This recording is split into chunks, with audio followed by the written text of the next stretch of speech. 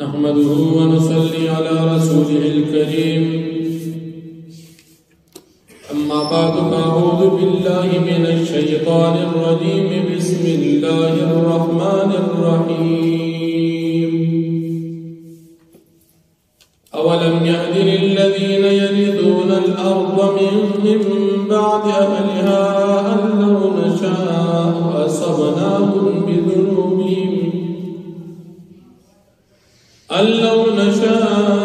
أصبناهم بذنوبهم ونطبع على قلوبهم فهم لا يسمعون. صدق الله العظيم. سورة الأعراف نهم بارہ سلم نمبر آیت دی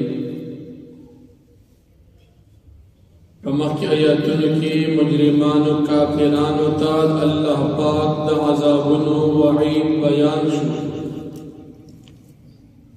اس پدی آیاتن کی ہم مجرمان و کافران و تاد اللہ پاک دا عذابن و وعید ذکر کی. دا مشرکان کافران ایمان نروڑی دیدی دا پخوانو خلق و حالات وګوري ایمان چانو روڑی نمون حلاک کری دیدی داغین ہدایت حاصل کی عبرت حاصل کی ایمان دی روڑی زکچی ایمان سربدوی تا نجات ملاوی گی او ایمان دوی رو نڑو ندویبم دا پخوانو خلقو پشان حلاک شی زکچی بی پدا کم از مکہ باندے جن تیری پدی زیبان دی دوین اڑان دے کافران تیر شوی دی چاگی ایمان نوروڑی ناگی حلاک شو داگی نباد دوی پیدا شو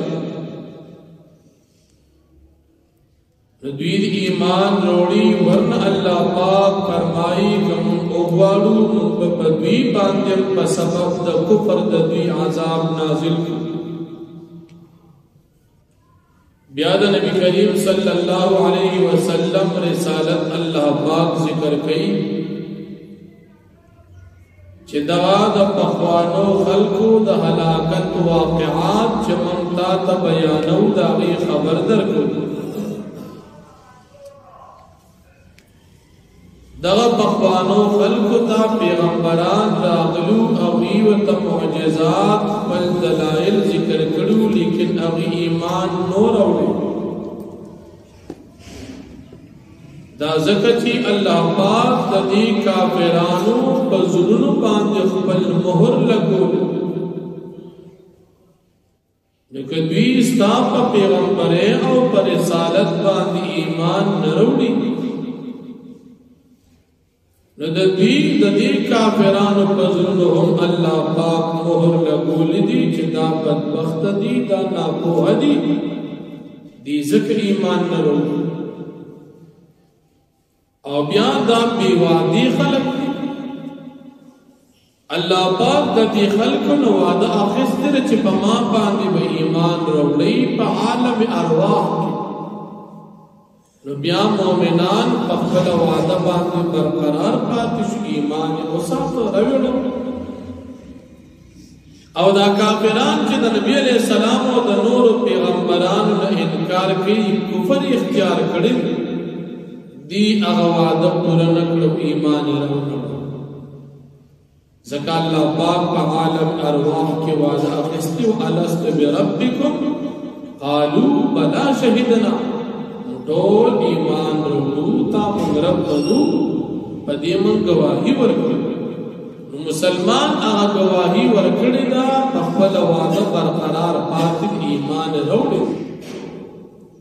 او کافران التے ویلو چی منگا ایمان روڑو تا زمنگا ربی تو چکر بیا پیغمبران ورطراغل بیا انکار کرو دا زکر چدا نافرمانا او بیکار خلق بیا اللہ جل شانہ نبی کریم صلی اللہ علیہ وسلم تا دا مخکنو پیغمبران و دا واقعات و دا خبر ورکول نبا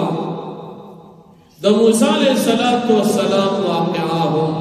بیانی او داغینم اللہ پاک نبی علیہ السلام خبری مخی واقعات د نوح علیہ السلام، هود علیہ السلام، صالح علیہ السلام، لوط علیہ السلام، شعیب علیہ السلام د دې پنځو پیغمبرانو واقعات الله مخکې بیان کړل. شپږم پیغمبر چې موسی علیہ السلام د داغي واقعات الله نبی علیہ السلام ته بیانوي چې موسی علیہ السلام موږ دې خلکو ته لېږلو، موږ د پیغمبري ورکړه. په دا وخت یو ظالم بادشاہ چې دا غنم فرعون هغه ته د الله پاک د یووالي دعوت ورکړ. د یعقوب علیہ السلام چې کوم خاندان او بنی اسرائیل به ورته وی هغه نه غلامان جوړ کړو. نو موسی علیہ السلام دې تراوی چې دا خلک ته آزاد کا سو توایما دی فرعون ظالم وته تاسرا ته چې وی چې پیغمبر نو سم معجزات دلیل در سرشتہ موسی علیہ السلام تعالی پاک په معجزات کې وغټ معجزي ورکړي داوی یو د همسانه به مدها امار جوړي او بل خیلات په بسترخ کې بنکو دنکو او هغه بخېسته صفا پړقېدو غانبو دا معجزي موسی علیہ السلام دې ته بیان کړی. موسی علیہ السلام عمر یو سلشل کا د یوسف علیہ السلام نا یو سلور سو کال بعد موسی علیہ السلام پیدا شوی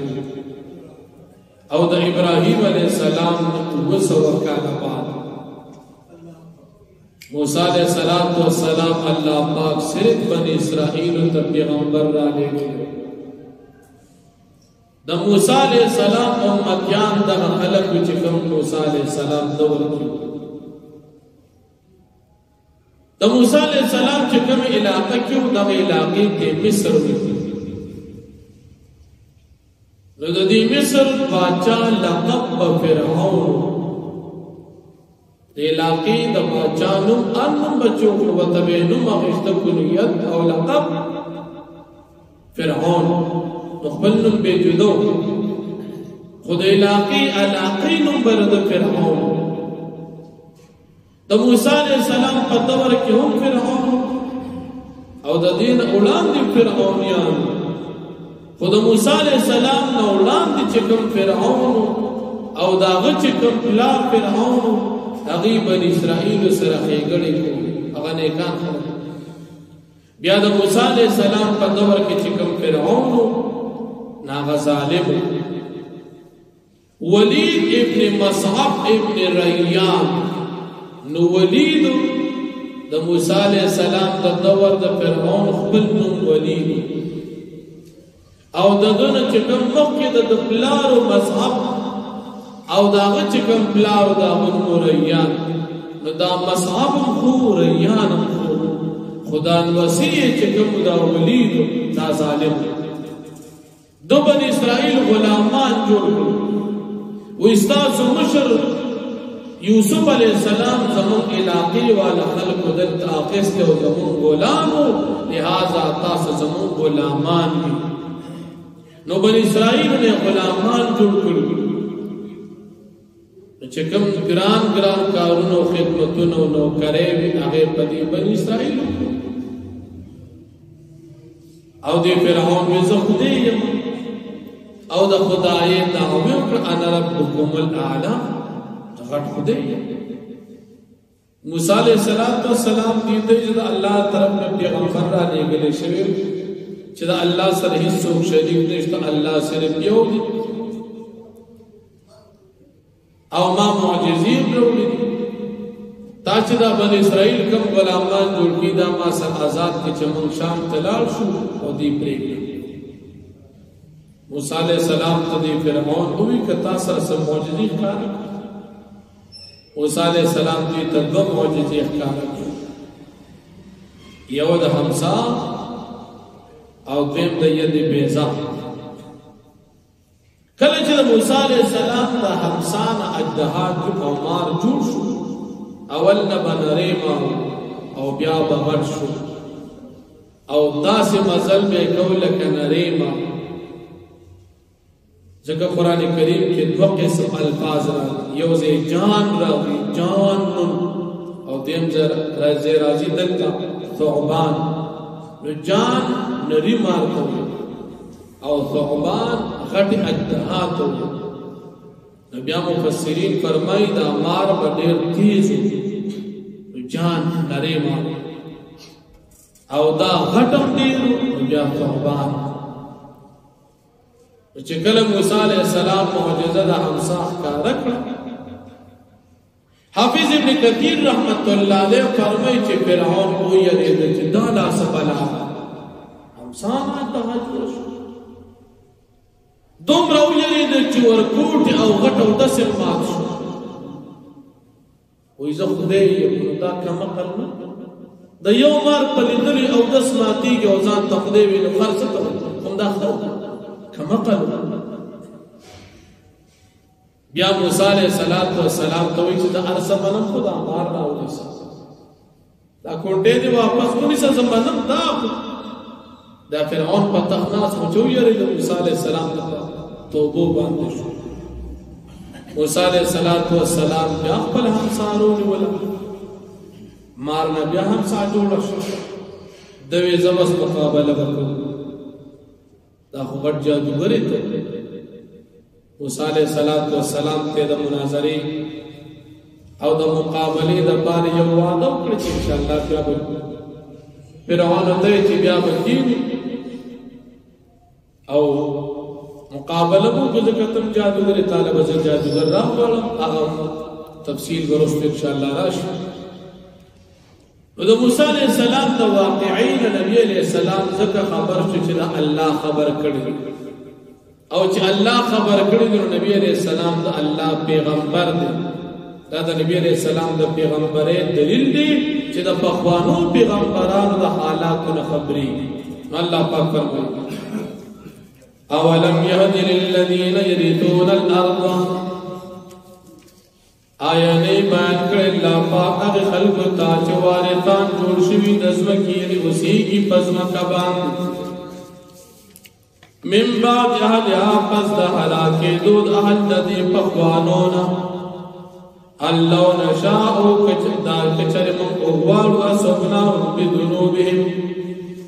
من به ورسو دوی ته، من به ونیسو دوی لره په عذاب باندې په سبب د ګناهونو د دوی،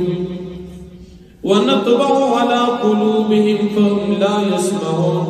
او من به مهر لګو په زړونو د دوی باندې بس دوی چې دي نه پوهېږي، دوی نه اوري حق خبره. تلک القرى دا کلیواله خلق، نقص عليك من انبائها، من بیانو پتا باندې پیغمبر علیہ السلام د خلق حالات، ولقد جاءتهم رسلهم بالبينات، او پتاغي سر راغلو دوی ته پیغمبران د دوی په ښکاره معجزو باندې، فما كانوا ليؤمنوا بما كذبوا من قبل، پس نو دوی چې ایمان وروړو بما با احکاماتو د توحید باندې، کذبوا من قبل چې هغوی تکذیب کړو د دوی د راتلو نه وړاندې. كذلك همدارنګ يطبع الله على قلوب الكافرين، مهر لګي الله پاک په زړونو د کافرانو باندې. وما وجدنا لاكثرهم من عهد، او موږ مندل اکثر د دوی په وعده باندې برقرار. وان وجدنا اكثرهم لفاسقين، او یقینا موږ مندل اکثر د دوی نافرمان او فاسقان وعده ماتونکي. ثم بعثنا من بعدهم موسى بآياتنا، بیا موږ لګو پس د دوی نه من بعد پس د پخوانو پیغمبرانو نه موسی علیہ السلام بآياتنا په معجزو باندې الى فرعون ته وملئه او د سردارانو ته، فظلموا بیا پس دی کفر کو په موسی علیہ السلام انکار وکړ. فانظر کیف کان عاقبت المفسدین، پس تو ګورا څنګه انجام د فساد کوونکو په کفر باندې، د فساد کوونکو انجام چې کفر کړ انجام د دې وګورم. وقال موسی یا فرعون، او فرمایل موسی علیہ السلام اے فرعون إني رسول من رب العالمين يقين رسول من رب العالمين طرف نتاتا حقيق على أن لا أقول على الله إلا الحق زلا يقين فدي خبر باندي چزنون بيبدا الله فبارك إلا الحق مگر حق وينا قد جئتكم ببينة من ربكم فتاقي سر مارا تقري تاستا فموجزوز تاسو درب طرفنا فارسل معي بني إسرائيل پس تما سر اوليگا بني إسرائيل قال ويدي فرعون إن كنت جئت بآية كچرتارا تقري فموجز باندي فاتي بها إن كنت من الصادقين پس سراخ کارک موجزا کترشتنی فألقى عصاه پس فورا اغرزو لا موسى علیہ السلام پل حمسا فإذا هي ثعبان مبين پس ناگهانا غخکارا غٹ اجدها شو